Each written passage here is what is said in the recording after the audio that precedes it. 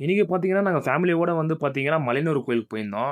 இப்ப வந்து பார்த்தீங்கன்னா, நாங்க வந்து எங்க தெரியுமா இருக்கோம்? அந்த சாமியார் தான் இருக்கோம். உங்களுக்கு எல்லாமே தெரியும். அந்த வியூ பாயிண்ட்லாம் எப்படி இருக்குன்னு பார்த்தீங்களா? வீடியோ எடுக்கக்கூடாதுன்னு சொல்ட்டாங்க. அத மீறி நான் வீடியோ எடுத்தேன். உங்களுக்காக தான் எடுத்தேன். பாருங்க எப்படி இருக்குன்னு பார்த்தீங்கன்னா, சாமி பார்த்தீங்கன்னா, வேற லெவல்ல இருந்துச்சுங்க.